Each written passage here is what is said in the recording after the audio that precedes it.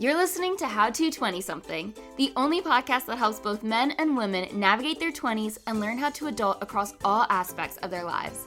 We're going to be focusing on career, relationships, finances, fitness, nutrition, and all of the common challenges and obstacles a typical 20-something will face in this post-college life and what to do about it. I'm your host, Just Diamond, and I am the CEO and founder of Just Diamond Coaching, where I help young professionals get their shit together, gain their confidence, and own their life.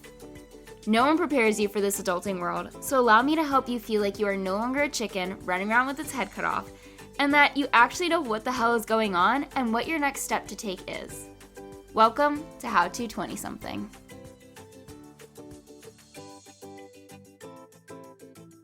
Do you ever feel like if it weren't for your partner, you wouldn't have a social life? Or do you get scared of what would happen if you guys ever broke up? As in, who would you tell your life story to every day? Who would be there to check in on you? Who would make you a priority in their life and mind? These feelings come about when you have become dependent on your romantic relationship that you've lost sight of who you are and how you are capable of existing outside of it. And this is what I'll be talking to you about in this episode of How to 20-something. Let's begin by acknowledging the unique challenges and opportunities that come with being in your 20s. It's a time of exploration, growth, and finding your place in the world, but it's also a period when many of us are forming deep romantic connections. The question is, how do we balance these two aspects of our lives? Especially when it's almost impossible to escape the world of dating, romance, and commitment at this stage in our life. But knowing who you are is equally as important as the person you choose to do life with. Today isn't only about who you are outside of your relationship, but also how it relates to who you are inside of it. For starters, your relationship should complement your life, not complete it. Terms like my other half or they complete me should become obsolete from your vocabulary by the end of this episode, because all it's doing is reinforcing the idea that you need someone else in your life in order to live a full life. I see so many people lose contact with their friends as they enter a new relationship, as though their partner serves as a replacement to the people you've already surrounded yourself with. Or being the person who constantly brings their new partner to every event because it's like they cannot or refuse to exist without this other person accompanying them, where a once independent person is now attached to the hip with someone else. And that's not how it's supposed to be. I'm sure you've probably been the friend on the other side of the coin when you get ditched by your friend for their boyfriend or girlfriend, and when that happens all too often, you stop trying to coordinate plans. Maybe in your earlier years, you were that friend that did that because you hadn't developed the wherewithal to see it happening until the relationship ended and you looked around to see no one by your side. Or maybe by listening to this episode, you can see that you're on that road right now where your partner is your primary friend and you don't make plans with other people as a result, which now is your opportunity to hop off that road and change directions. I know I've had friends who have done this. One of them was my first roommate out of college, where when she was single, she would make plans with me every weekend and we were really good friends. But the second a new boy entered her life, it was like I ceased to exist. But I also had to be ready to pick her back up when that ship ended. And this happened pretty frequently. But after I started recognizing this pattern, I stopped coordinating plans with her, whether she was single or dating someone else, because it made me feel like a spare tire. And I do want to acknowledge that some of this dependence comes from that original belief that you should find someone who completes you. And I'm here to challenge that ideology with you are a whole person. There's not a part of you that's missing or broken without this other person, as they should exist to add value to your life. It's better with them in it, of course, but without them, you are a complete person. Finding the you inside and outside of your relationship is crucial to a healthy relationship and not a codependent one. This doesn't mean that your partner shouldn't come hang out with you and your friends and vice versa, but it does mean that it's important to designate solo time with your friends and with yourself. Knowing that it's important to maintain the friendships that existed prior to this relationship or even the ones that have formed during, so that you don't feel like your partner is your only friend. don't lose sight of who you are because you have your love goggles on and feel as though you don't need anyone else in your life because you found your person. When the truth is, you need to surround yourself with a variety of people for the best quality of life. And this concept really applies to couples who move to a new city together because the only people you know is each other. But establishing yourself and creating friends on your own will reinforce this sense of self and independence from your relationship. Maybe a part of you is afraid that if you don't need your partner, as in you don't let your partner feel needed, then they would leave you because you girl bossed too close to the sun, or whatever the boy version of that is. And you might not want to hear this, but that is an insecurity that you have in your relationship and with yourself. It's a fear of abandonment that comes from low self-esteem because you are seeking validation and approval from them to feel good about yourself and where you stand in your relationship. And this is also commonly found in my fellow people pleasers. So just be aware as to whether or not you are putting your partner's needs, dreams, and desires in front of your own, as your needs, dreams, and desires make you who you are and create your uniqueness and individuality, and you don't have to put all of this on hold just because you're in love. In fact, it will serve you best to carve out check-ins with yourself and how you're growing towards the person you want to be, what goals you're seeking, and making steps towards your future self. But just like you are a whole person who doesn't need completing, your partner is also a whole person.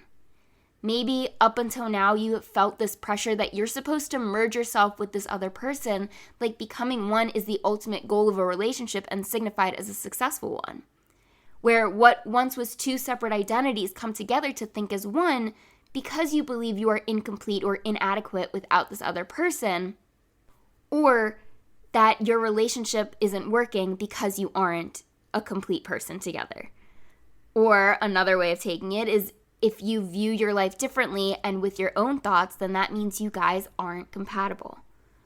But when you abide by this thought, you stunt your own personal growth and discovery as to who you are.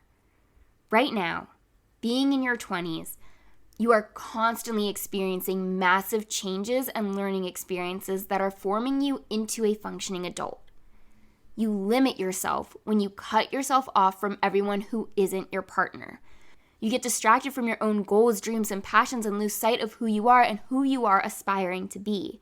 And while yes, it's essential for a healthy relationship to have aspects of closeness and intimacy, it's equally as vital to maintain your own individuality, as who you are as an individual is your strength that you are bringing into the relationship. And honestly, this is when being in a long-distance relationship is beneficial to your self-development in this phase of life. I was in a long-distance relationship in my early 20s, and because I wasn't able to spend every moment of my free time with my boyfriend, I was able to create my new adulting life living in a new city. Long distance allows you to establish yourself without the help and influence of your partner because this isn't where they live. And it actually helps you guys get to know each other and bond even more when you are visiting one another because you get to introduce one another to this whole other life that exists outside of the relationship that exists together. But to prevent this merging of minds from happening for those of you who aren't in a long distance relationship, let's talk about how to balance the me from the we and why this is so important to learn. By nurturing your own sense of self, your individual interests, goals, and identity can actually strengthen the bond that you share with your partner. It helps the sustainability of the relationship. You can begin by developing your sense of self by asking yourself these 3 questions. What about you makes you unique from everyone else? How are you special? Everyone's special in their own right. What makes you special? Question 2 is, what are you striving for in your life? This could be in regards to your career, your health, your relations, and anything in between. So these are your goals. This is your future life you are working towards building. And thirdly, how do you show up outside of your relationship? If this person were to disappear for a day, how are you going to respond? And the answers to these questions will help you pull out who you are as a complete and whole person and what you are striving for. And notice how none of these questions ask about your actual relationship, but about what makes you, you. The second thing under the me versus we balancing act is defining your boundaries openly and respectfully.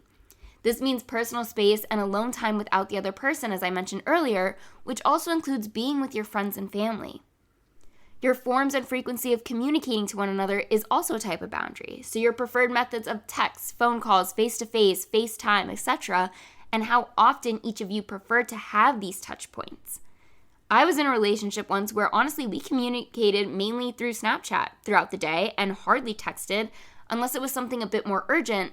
And then we would also schedule when we could both talk on the phone or FaceTime, and that's what worked for us. A fun kind of boundary is sharing your career and personal goals and how you guys can support each other's aspirations without feeling the need to compromise your own pursuits. And this is a big one. This is what helps you feel like you are creating your own life and not sacrificing yourself or your path for your partners, as that would eventually result in resentment and a breakup. And I want to reiterate that boundaries aren't for the purpose of controlling one another, but about feeling respected and fostering this healthy sense of individuality in your relationship. Of course, as time progresses, your boundaries can always be adjusted based on your comfort levels or experiences, and adapting and shifting is always going to be a part of life and growth. But aside from defining your sense of self and establishing boundaries, another way to achieve a healthy balance between me and we is to respect your differences.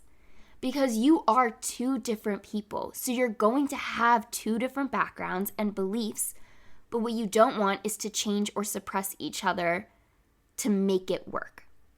It's okay to have different thoughts, feelings, and perspectives, and to simply agree to disagree on certain subject matters and recognize that these differences help to reinforce your individualities. Kind of like what I talked about in the community episode, only this time it's in regards to your romantic relationship. These are things that can be adjusted and discussed about over time, but it is crucial to the longevity and happiness of your relationships because you both thrive as individuals who have decided to come together to complement one another's lives. Your partner chose you for who you are, not for who you think they wanted you to be. This has surfaced a lot in recent years, that you cannot change your partner. And I even had a conversation with a client about what that really means.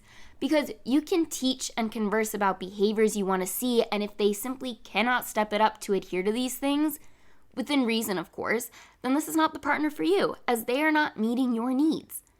But behaviors can change over time if they care enough to make the changes. Things that you cannot change in a person is their personality. For example, if you are dating an introvert and you are extremely extroverted, you cannot expect your partner to change to become this outgoing person who wants to go out and meet people all the time, because they are drained from interacting with others, and that's not something you can change about them. But do you see the difference between changing your partner? Some are innate, it's who they are, but others are behavioral. We could all learn a thing or two about our partner's wants and needs and act accordingly. But going back to nurturing who you are, inside and outside of your relationship, might mean your extroverted ass is going out and being social, and it might mean needing to do a lot of that alone. And that's a good thing. Go do things by yourself. Prove to yourself that you are a whole person who can function without their partner by their side at all times.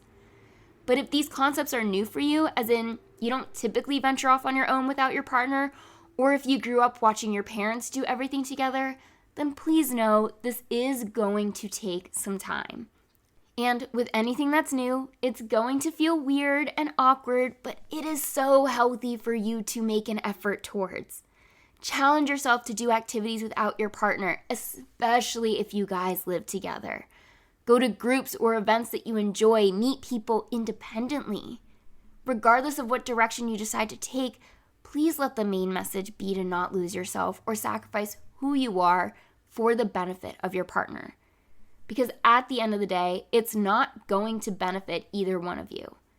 And I want to say this again because it's such an important message. Your partner fell in love with you for you, not who they thought you should be.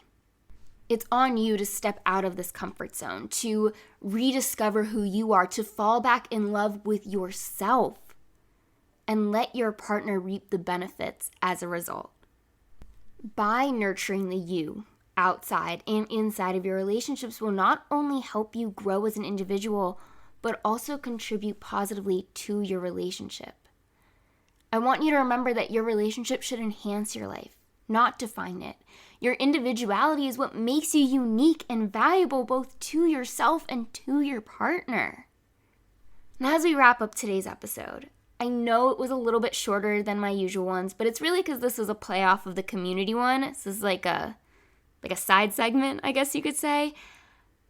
I want you to know that I really do appreciate all of you who are listening, all of you who are improving your life and are seeking your own personal growth, and how your relationships can either help that or hurt that. But this concludes another episode of How to 20-something. I also love when you guys tell me that you've listened to an episode. I have friends that will send me a Snapchat of it playing in their car as they commute to and from work on their Monday mornings or their Tuesday mornings. But it always makes me happy to see that you guys are out there listening. And if you liked what you heard, please share it with a friend or on social media. And tell me what you liked about it too. You can always email me at coach.justdiamond@gmail.com, which is in the show notes. And if you want to be a guest, if you have a story or a question you want some coaching around, then please head to the show notes and find the links that you are looking for. Otherwise, I will be in your headphones again next week with another brand new episode.